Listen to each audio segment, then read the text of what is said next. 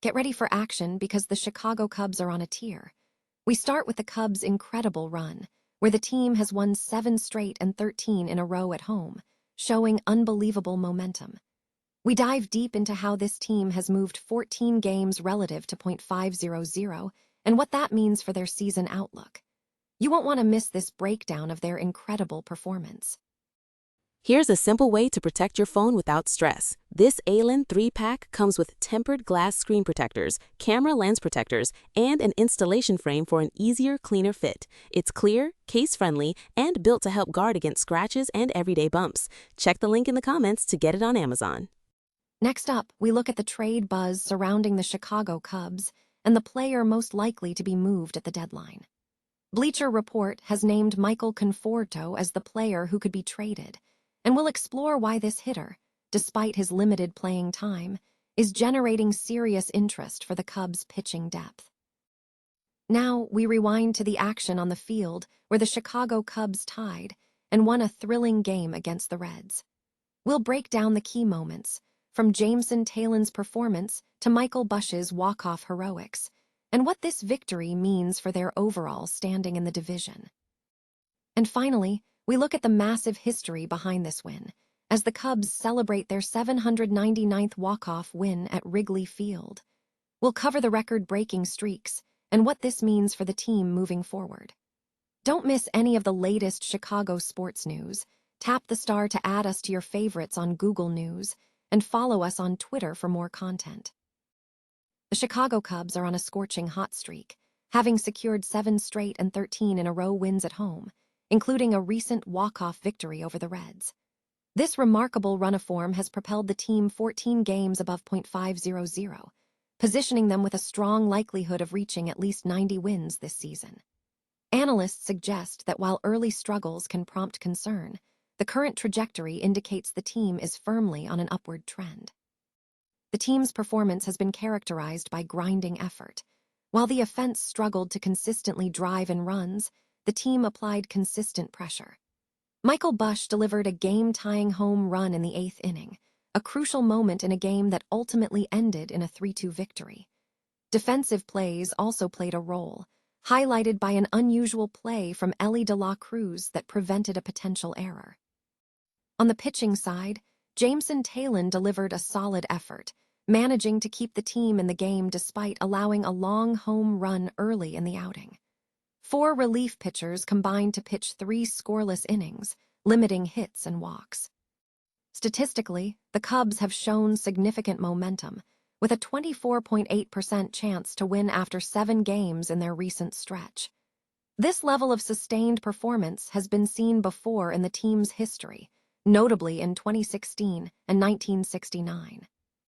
In the recent contest, Michael Busch was recognized as the play of the game winner, highlighted by his walk-off RBI single and game-tying home run.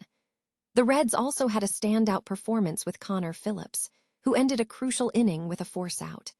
Meanwhile, Michael Conforto earned the Cubs Player of the Game award for Game 35. Looking ahead, the focus shifts to the next matchup, where the Cubs will face Colin Rea against Reds pitcher Brady Singer. Both pitchers have experienced recent challenges, with Singer having struggled with run prevention in recent outings.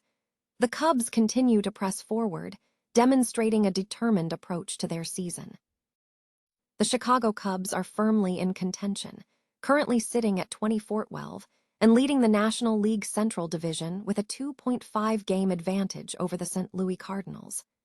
The team is riding a 7-game winning streak, marking their second extended winning streak of the season, positioning them as a significant force in the National League this year.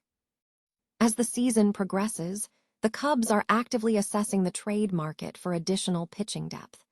With Justin Steele's return delayed and Cade Horton out for the year, the organization anticipates needing to acquire another pitcher, or potentially 2, this summer to bolster the rotation. In an analysis published by Bleacher Report identifying potential trade targets ahead of the MLB deadline, the Cubs' selection was Michael Conforto. The report highlighted Conforto's recent performance, noting his triple-slash hitting, .323436548, in 39 at-bats, with most of his success coming against right-handed pitching. While acknowledging his limited role in Chicago, particularly given Moises Ballesteros' offensive profile, the analysis suggested that Conforto would generate significant interest as a left-handed bat for a corner outfield spot or a designated hitter platoon if the Cubs decided to move him now. The need for pitching reinforcements is further underscored by the likelihood that other Cubs pitchers may require injury-related time on the injured list. This situation creates an opportunity for other teams to seek trades, potentially offering a pitcher in exchange for Conforto's bat. The Chicago Cubs secured a thrilling 3-2 victory over the Cincinnati Reds at Wrigley Field, marking their 7th consecutive win overall and their 13th in a row at home. The pivotal moment came in the 10th inning when Michael Busch delivered a game-tying home run on the first pitch, followed by a bouncy single up the middle that clinched the win. The game featured several key moments. Early in the contest, the Cubs struggled offensively, with no runners past first base in the first 3 innings. Pitching depth was tested.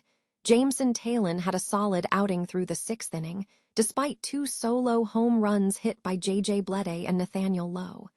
However, the Reds managed to build a 1-run lead through the 5th inning. Situations created pressure for the Cubs. After a sequence involving a single by Dansby Swanson and a walk by Busch loading the bases, Moises Ballesteros came to the plate but hit a force play to end the inning. The Cubs faced numerous missed opportunities, though Taillon ultimately managed 5 strikeouts. The Cubs finally found their breakthrough in the 7th inning, with Pete Crow Armstrong getting on base and Alex Bregman reaching base. Jacob Webb entered in the 8th, recovering from a brief inning but ultimately striking out Sal Stewart. Michael Busch then erased the deficit with his game-tying homer in the bottom of the 8th.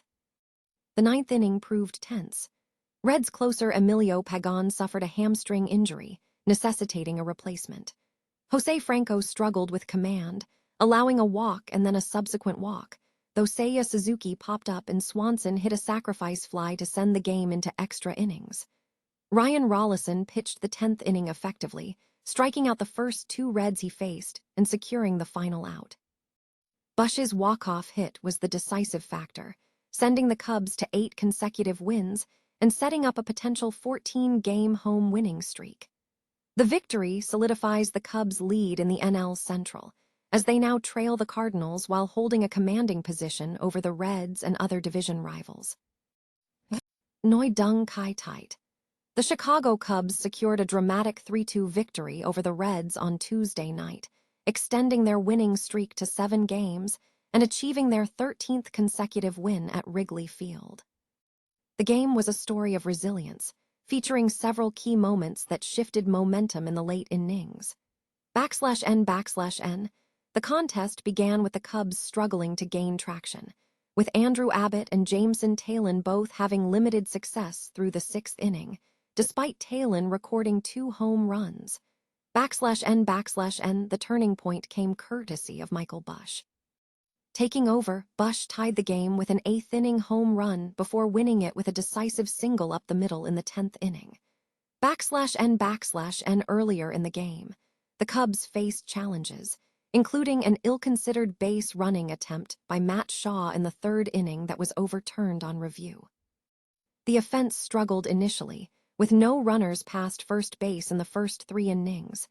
/N/N in the middle innings, after a brief offensive lull, the Cubs loaded the bases with a single by Dansby Swanson and a walk by Busch. Moises Ballesteros delivered a comebacker that ended the inning. Pitcher Taillon, despite the home runs, managed 5 strikeouts. /N/N, the Cubs finally broke through in the 7th inning, with Pete Crow Armstrong getting on base and Alex Bregman hitting a single. /N/N, the 8th inning saw Jacob Webb enter, recover from an earlier error, and strike out Sal Stewart to keep the Cubs in the game.